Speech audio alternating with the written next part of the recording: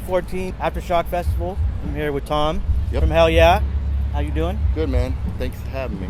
Very hot day for a show, huh? It's not too bad, but yeah. It was pretty blazing. We checked you out a little bit earlier. Luckily, we had the shade on stage. So you guys are on your 4th album. Yeah. Blood for Blood. Yep. And it came out in June. Yep. And it's very well received by everybody.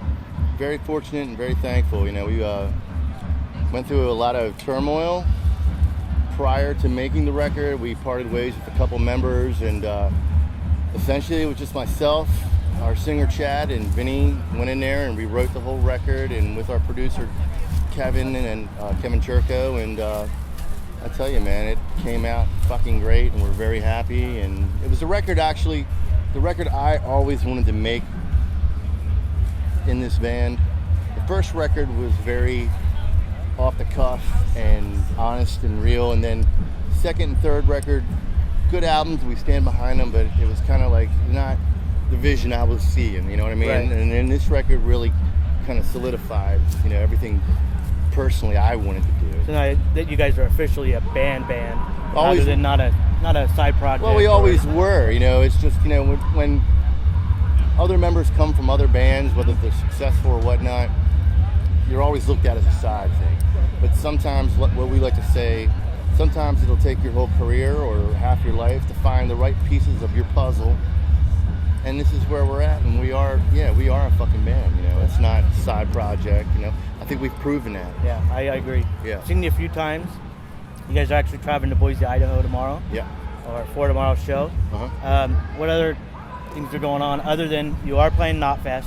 Yeah, we were, we do a headliner tomorrow, and then we have a day off, and then we begin a long 6-week tour with Five Finger Death Punch, Volbeat, and Nothing More is on it.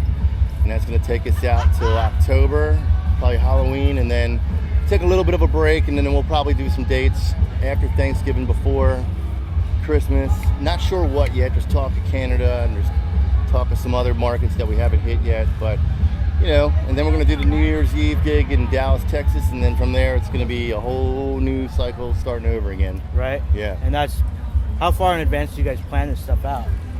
3-4 months? Well, you know, we have a whole new team of people that we're working with, new agents and shit, and they're very strategic and have a lot of vision. So, like, if we're going to be touring after the Five Finger, like, say, for example, like, if we're going to start after Thanksgiving, or no, I'm sorry, yeah, if we're going to start after Thanksgiving and go up until before Christmas, we'll start getting it together now. Right. You know what I mean? And you guys are on 11/7 now, right? Yeah. And how's that? Good. Because that label has been getting a lot of good bands. Well, we've got a complete artistic freedom to do what we want. We don't have anybody looking over our shoulder. And that's one of the things that allowed us to make this record and to come out the way that it did, is that we had nobody saying, you got to make singles, you got to do singles. Right. I mean, we have singles, but they were honest. They just came to us, you know what I mean? And there's songs that we don't roll our eyes when we have to play them. They're like, it's a privilege to play these songs. So were these easier to write than before?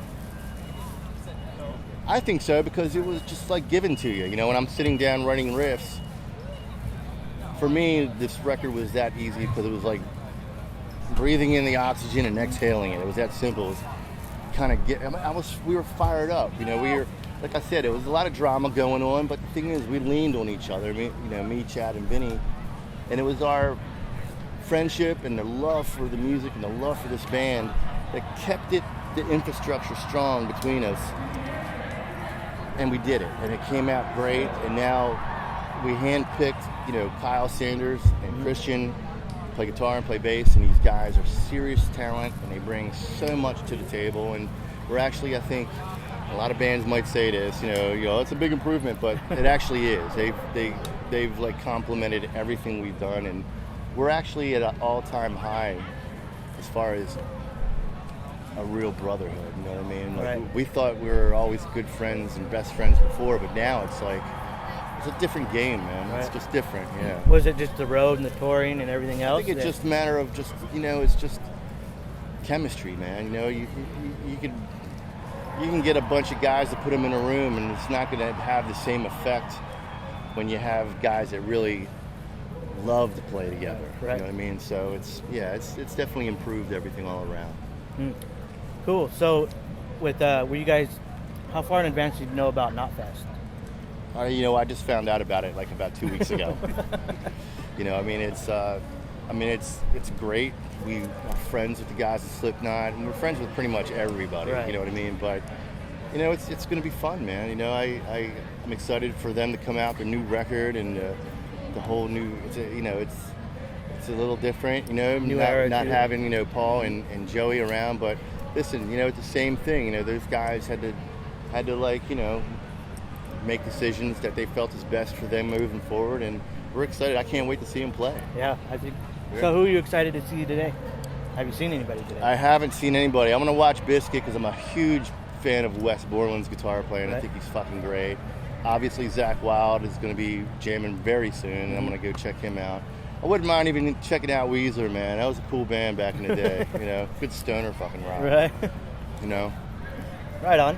So I'm going to leave up here pretty quick. So there's a lot of turmoil in the world. Yep. Do you guys have fear of going any of these countries, especially after what happened to Randy and everything like that? No. I mean, we were supposed to play Moscow a couple months back when we just got back from Europe, and that was right when that plane got shot down. Was like a week before we were supposed to leave, and so in the best interest, I think, for everybody was just feeling kind of uneasy, and we kind of diverted that show for a later date until, look, it's just politics. Turmoil is going to happen around the world no matter what. It's been going on since the existence of mankind. But, I don't let fear, we don't let fear or any of that shit deter us from what we need to do. We played a show a couple years ago where some guy called in a gun threat. It was a Marilyn Manson gig we did. And we were like, fuck that, man. I'm like, you fucking cancel this shit, then it's like, you're just leaving it wide open for some jackass to do it again. Right, I agree. I've been at a few shows that did that. Music is supposed to bring people together. Mm-hmm.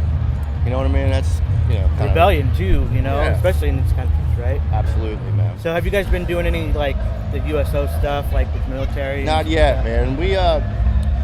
We plan on doing some stuff like that next year. Like I said, we did a lot of shifting around, different new agents and stuff like that. So it's in the plan. It's definitely in our future. Do you guys do any festivals other than this one here over the summer? Oh yeah. I can't get specific. We did Rocklahoma ones and the Carolina Rebellion and a couple down in Florida. I'm sorry if I don't know the names. It's just like Groundhog Day, different place. But yeah, we're doing a lot of the festivals. We do it all, Right. So what's up after? You got the record and everything else. You got anything else going on other than touring?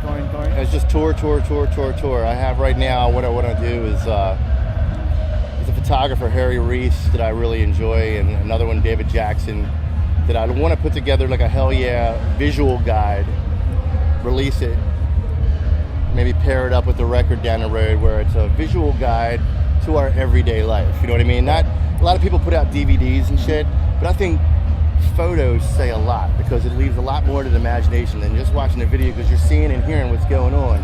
Photos just can be interpreted. What's the hell's going on right now? You know what I mean? It just, they say a picture's worth 1,000 words, but it kind of would be like a day in the life, but for an entire tour cycle or whatnot of the band, backstage, on stage, on the bus, our crew, fans, anything. You know what I mean? But I want it to be, I like to do like a fucking visual book.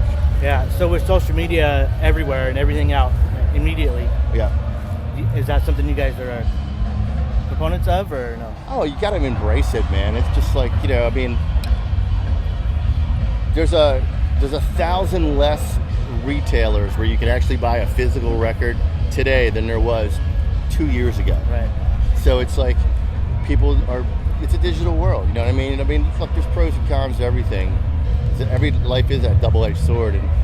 And look, the internet and the downloading and all that, it did kill the physical sales of stuff.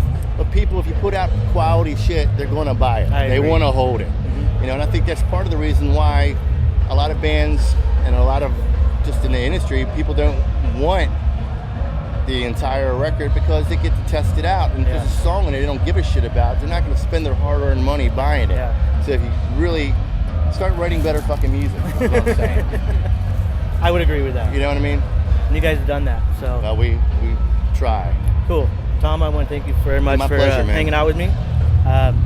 And we'll catch you guys next time. Yep.